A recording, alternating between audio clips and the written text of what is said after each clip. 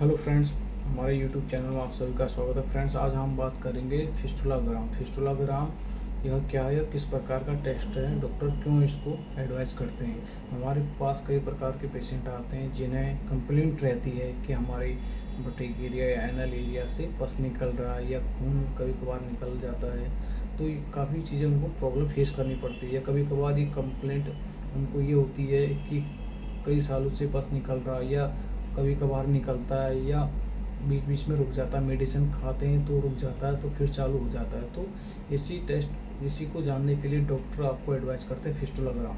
तो इसमें फिस्टुलाग्राम में यह टेस्ट जो होता है ये एक्सरे में देखा जा सकता है, सीटी में देखा जा सकता है या एमआरआई में देखा जा सकता है। फिस्टुलाग्राम देखने के लिए एक्सरे अगर करवाते हैं डॉक्टर तो उसमें एक्सरे के अंदर एक मेडिसिन होती है कॉन्ट्रास्ट। तो कॉन्ट्रास्ट टेस्ट करवाना होता है। कॉन्ट्रास्ट जब देते हैं पेशेंट की जहाँ से अगर उसको पस वगैरह निकल रहा है तो वो हाईलाइट होता है और वो ट्रैक देखा जाता है कहाँ से निकल रहा है। फिस्टुलाग्राम में एक्चुअली में होता क्या है कि हमारी बॉडी में बहुत सारे ऑर्गन होते हैं तो आपस में अटैच होते हैं। तो वैसे अगर कहीं इन्फेक्शन बॉडी के अंदर इन्फेक्शन हो जाता है या अंदर पिंपल बन जाता है तो इन्फेक्शन की वजह से पस वगैरह जमा होने लगता है, तो पस को निकलने के लिए रास्ता चाहिए होता है।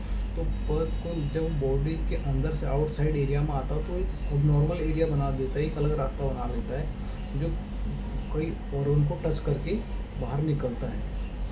टच करके जब निकलता है तो उसी और कई सालों से निकल रहा होता है, कभी कभार निकलता है तो उसको जानने के लिए डॉक्टर आपको ये एडवाइस करते हैं। सीटी स्कैन एमआरआई कुछ भी एडवाइस कर सकते हैं। तो इसमें आपको बता सकते हैं जब ये एक्सरे के अंदर ये टेस्ट होता है तो उसमें एक कॉन्ट्रास्ट में दिया जाता है। कॉन्ट्रास्ट से देने के बाद तो उस ट्रैक का पता चलता है कि ये ट्रैक कितना लंबा है और ये कहाँ तक पहुँचा हुआ है, किस ऑर्गन तक गया हुआ है, किस ऑर्गन तक ये टच हो रहा है।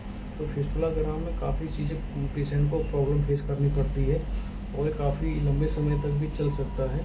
तो इसमें काफ़ी अगर इसको क्लियर करने के लिए डॉक्टर आपको सीटी एमआरआई दोनों कुछ भी एडवाइस कर सकते हैं। कि जो इमेज आपको ऊपर दिखाई जा रही है तो ये पेशेंट का एमआरआई स्कैन हुआ है। इसमें आप देख सकते हैं कि इसका पस निकल रहा है बॉडी की अदर पार्ट यानी एनल एरिया से इसका जो है पस निकल रहा है। आप देख सकते हैं अच्छे से कि एनल एरिया इसका और अदर साइड से इसका पस निकल रहा है।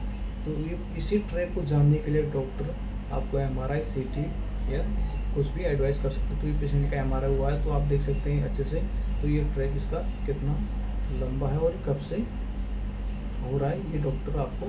अगर हाल ही में आपको फिस्टुलाग्राम हुआ हो या पहले से अगर फिस्टुलाग्राम हुआ हो, फिस्टुला की दिक्कत हो, पस निकल रहा हो तो डॉक्टर आपको उस हिसाब से टेस्ट कराने के बाद ही जो रिपोर्ट में आएगा उसके बाद ही आपको ट्रीटमेंट दिया जाएगा। अगर मेडिसिन से अगर वो पस वगैरह सूख जाए या ठीक हो जाए तो उसके लिए आपको मेडिसिन चलाएंगे। अगर नहीं हो पाए लंबे समय से अगर पस निकल रहा है, ज़्यादा लंबा ट्रैक है तो उसके लिए लेज़र ट्रीटमेंट डॉक्टर आपको करवा सकते हैं। तो इसमें कोई घबराने वाली बात नहीं है, आपको डॉक्टर के एडवाइस के हिसाब से ही चलना है।